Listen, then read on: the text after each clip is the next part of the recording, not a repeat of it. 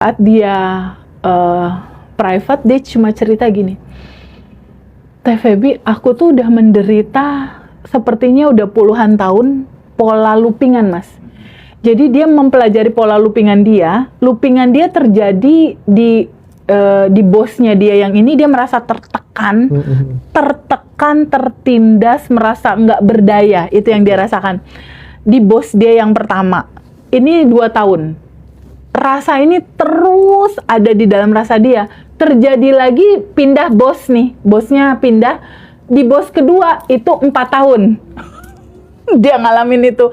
Dia cuma bilang, terjadi lagi sekarang Teh Feby sama situasi yang lain. 8 tahun aku mengalami penderitaan. Jadi Teh Feby ternyata pola loopingan itu dia multiplex katanya gitu. Dari istilahnya kalau kadar pedas 1 jadi 2 jadi 4 jadi 6 jadi 8. Yang dia tanyakan sama aku adalah waktu kelas, bagaimana aku membebaskan diriku dari ini karena aku udah nyaris putus asa pengen bunuh diri.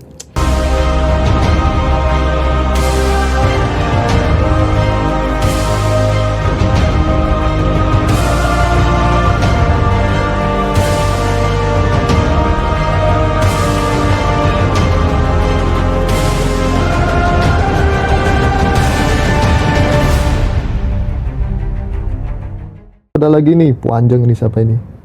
Bu Umi, Assalamualaikum Kak Feby, sehat selalu nggih. Izin berbagi, pertanggal 9 Januari kemarin aku naik jabatan, 1 tingkat. Wow. Keren banget nih. Selamat ya Bu Umi. Padahal aku baru 2 tahun di jabatan yang lama. Oke. Ya, teman-teman aku kebanyakan geser ke jabatan lain, tapi di tingkat yang sama, tapi aku naik tingkat dengan mudahnya. Masya Allah. Rezekinya mengalir ya dari berbagai arah.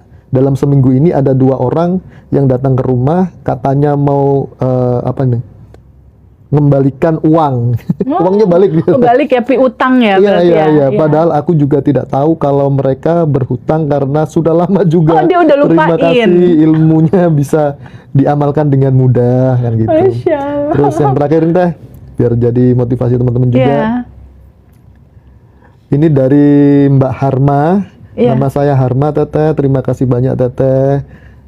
Saya lagi manasik hari ini di Balikpapan. Alhamdulillah manifestnya 160 juta. Dulu ikut Zoom tanggal 13 Juni Quantum Jam. Iya. 10 jadi langsung daftar umroh. Oh Masya Allah. Langsung dia daftar umroh dan terima kasih banyak Teteh, ilmunya berkah barokah. Ya, silakan. Masya Allah. Kalau aku lihat alumni-alumni yang sudah bercerita tentang manifestasi, sebetulnya gini Mas Hendra, apapun situasi kamu sekarang, segalanya sudah manifest. Manifest itu artinya apa? Terwujud atau mewujud. Jadi realita kita saat ini sebetulnya itu adalah pancaran dari frekuensi di dalam yang mewujud jadi realita. Ya, ya. Nah, teman-teman yang cerita manifest mobil Gary, hutang lunas, mobil Force itu kan harganya Wah, mahal. Yang kemarin sama lihat loh, Mas. berapa Mas Hendra? Mobil Force berapa? 6 ya? 2,6 itu second loh. 2,6. Second itu. Kayaknya itu Yang terbaru yang itu second. tuh. angkanya kalau di Indonesia ada sampai 4 miliar gitu Iya, deh itu iya, mobil. Makanya aku lumayan surprise juga itu ada alumni yang manifest mobil itu gitu. Mungkin kalau di Australia angkanya mungkin nggak seseru di Indonesia ya. Iya, iya. Cuma gini, ini belajar dari Mbak Nuri Australia. Pada saat dia adalah peserta alumni private Mas Hendra. Pada saat pertama kali Mbak Nuri ini private, itu penuh dengan cerita keluhan, duka, sedih, kekecewaan. Kenapa kekecewaan? Dia bekerja di satu tempat, dia bangun tempat itu, lalu dia punya partner gitu ya, kayak Mas Hendra, Mas Rozi, Mas Habib. Tahu-taunya 2 ini keluar, klien-klien diambil. Itu kisahnya dia. Otomatis kan dia nggak ada pemasukan, bangkrut, mengalami kerugian lah istilahnya. Titik itulah dia masuk kelas. Di titik kecewa, ya. Apakah kelasnya hanya untuk ibu-ibu katanya? Oh enggak, ini kan kemarin kan ada yang manifest itu tuh jadi jenderal. Oh iya. Bapak-bapak. Keren tuh. dari sesuatu yang tidak mungkin, iya, dari sesuatu yang tidak mungkin jadi mungkin. Itu bapak-bapak itu. Ex ajudannya Pak Presiden. Betul. Sampai sekarang masih jadi orang kepercayaannya sih. Sampai sekarang. Terakhir kemarin sempat ketemu sama aku juga, dia cerita, Teh Feby, bahkan manifestasi tentang sadar nafas syukur ini ketika dipraktekkan, itu membuahkan saat ini aku nggak hanya megang 1 jabatan, tapi 4 jabatan sekaligus. Keren banget Privat ya. offline itu teman-teman. Itu privat Kalau offline kan emang beda bisa, sih. Bisa privat online, bisa privat offline. Ya karena gimana pun juga ketemu langsung sama enggak beda lah ya. Beda. Ya, jadi kalau aku lihat pola manifestasinya, Mas, yang tadi itu ya sekitar ada 4 orang, yang 4 orang ini udah rubah identitas, Mas. Udah nggak di diri kekurangan dan penderitaan, Mas. Kalau yang apa tuh namanya, yang cowok itu banyak juga kok. Tapi Banyak. mungkin cowok kan Kalimantan tuh yang namanya Pak Suyanto tuh sekarang. Pak Suta Bali. Iya, Pak Suta Bali. Kan itu Sura, sorry, ya Sura. Kalau Pak yang Sura Kalimantan Bali. tuh Pak Suyanto yang punya 100 cabang Pegadaian Syariah atau apa. Ya, Banyak lah cowok. sampai dapat Cuman penghargaan. Contoh yang paling banyak tuh cewek kan, ibu-ibu. ya kan beda kan. Iya. Beda kan. Karena kaum ibu. Ya, kadang cowok itu data dari awalnya kan suka gini, kalau dia nangis, kamu jangan nangis gitu kan, kamu harus kuat, kamu harus Cowok, gagah gitu kan. Jadi dia sulit mengekspresikan diri dia dibandingkan perempuan. Tapi ada kok. Kalau kita lihat alumni kayaknya mungkin sekitar 25% cowok ya, Mas ya. Betul. Kurang lebih ya. Memang dominan cewek. Tapi 25% itu cowok dominannya. Nah, di kesempatan saat ini aku juga mau cerita, kemarin ada peserta private online, Mas Hendra. Itu ceritanya seru. Pada saat dia private, dia cuma cerita gini, Teh Feby, aku tuh udah menderita sepertinya udah puluhan tahun pola loopingan, Mas. Jadi dia mempelajari pola loopingan dia terjadi di bosnya dia yang ini, dia merasa tertekan, tertindas, merasa nggak berdaya. Itu yang dia rasakan. Di bos dia yang pertama, ini 2 tahun. Rasa ini terus ada di dalam rasa dia. Terjadi lagi, pindah bos nih. Bosnya pindah.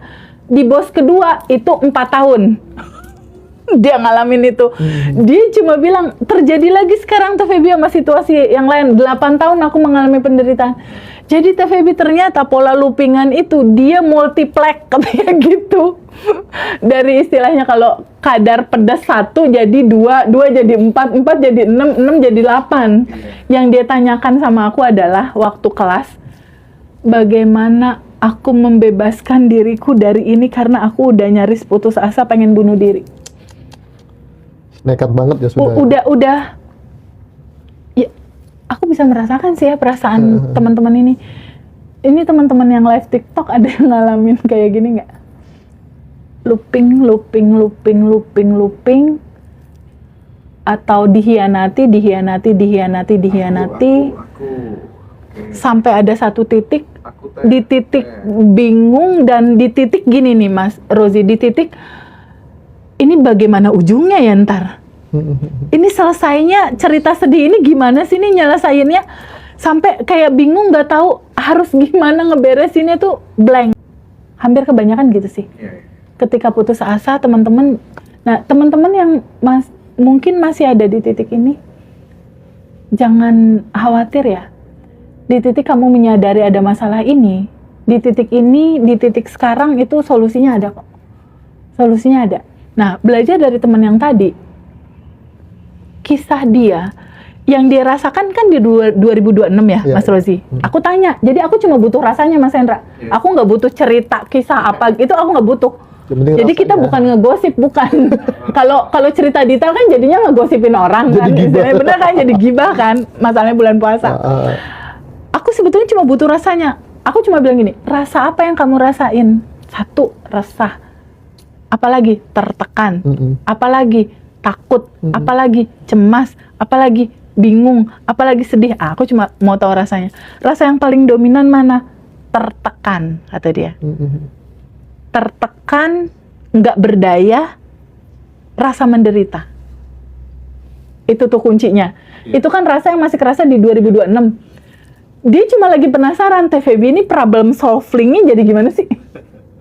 Ini memutus mata rantai kesedihan ini jadi gimana? Gini Mas, teman-teman tahu nggak bahwa setiap hari tubuh kita memancarkan frekuensi. Ya.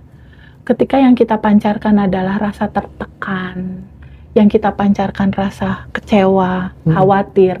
Pancaran ini di dunia kasat mata yang nggak kelihatan, dia kayak membentuk bubble-bubble kayak balon-balon udara gitu. Jadi sebetulnya tubuh kita dan tubuh yang menciptakan kita, sang energi tanpa batas, naturalnya dia terhubung nih Mas. Naturalnya terhubung. Naturalnya nggak ada halangan. Iya. Oke? Pada saat kita makin besar, kan makin banyak lapisan endapan emosi yang kita rasain tuh. Benar. Berupa tarikan napas yang gini. Itu bikin bubble Mas. Iya. Tarikan napas doang nih yang gini. Kita dimarahin sama orang tua kita, terus kita mendem, mama kayak gitu, terus kita nggak bisa ngomong pada saat kecil. Nah, tarikan napas yang menderita, kesel, itu terekam di tubuhmu. Gitu. Itu terekam di tubuhmu, tersimpan di tubuhmu, dia ada di tubuhmu, menjadi lapisan endapan emosi yang menyala di bawah sadar dalam rupa endapan kesedihan, terekam menjadi memori, terekam menjadi data. Kayak gitu tuh si prosesnya. Nah, rekaman ini dia butuh untuk dialirkan, untuk mengalir. Karena sejatinya semua energi itu harus mengalir, Mas. Dia nggak bisa ngendep. Yang mengendap inilah yang menjadi looping. Endapan ini dia harus terurai. Gimana cara ngurainya? Semua rasa ini dia menyala di bawah sadar, dia mengundang realita. Mengundang orang-orang, kan tubuh kita ini kan kayak magnet, rasa tuh. Mengundang orang-orang, mengundang realita, datanglah orang-orang realita dihantarkan oleh semesta untuk memvalidasi rasa ini, rasa tertekan ini. Berupa apa? Bentuknya berupa tukang pos. Sang utusan, sang pembawa pesan. Berupa bosnya dia, menekan dia. Seakan-akan semesta dengan cara kerjanya kayak pengen ngomong gini, inget-inget dong rasa ini tuh ada yang belum selesai di tubuh kamu, ayo urai, ayo ikhlaskan, akui rasa itu ada. Jadi solusinya tuh simple banget Mas. Ambil rasa yang sekarang, rasa yang ini pernah ada nggak di masa kecil akarnya, lalu duduk sama rasa itu, akui dia ada, izinkan terbuka menerima, lalu ketika ada rasa sedih dan rasa tertekan, ini mau dipegangin terus atau mau dilepas gitu doang. Aku mau ikhlasin, aku mau larutkan ke cinta tanpa batas. Ketika dilepaskan Mas Hendra, testimoni dari yang kelas online itu, ketika dikaji dalam, ternyata dulunya dia pernah dibully Mas. Kamu, maaf ya, kamu kekurangan, miskin misalnya gitu. Kamu nggak pinter, kamu gini. Cerita bullying pada saat dia SD, ternyata itu yang mengundang realita. Dia masuk ke sebuah perguruan tinggi. Kan kalau dulu tuh di perguruan tinggi kita ada ospek ya Mas? Iya. Ada ya? Aku ngalamin juga tuh dulu ospek. Kalau ospek kan ngeselin banget tuh kadang-kadang senior, bener nggak? Iya. Banget. Bullying banget kan? Lo pernah ospek ya? Oh, ini bukan ospek lagi. Oh. Menwa dia. Lo galak Mas dulu sama anak-anaknya ya. Nah, itu loopingan terjadi lagi tuh Mas pada saat dia kuliah. Dia ngerasa ditekan. Nah, rasa tertekan ini dia punya kemarahan yang intensitas rasanya dalam.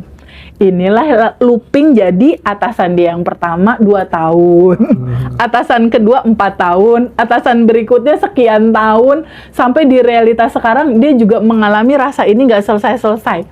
Sampai akhirnya Dewa Penolong channel Ngaji Roso hadir dalam kehidupan dia. Prospek. Nah, jadi buat teman-teman yang masih merasakan penderitaan, kurang lebih alurnya begitu Mas. Iya.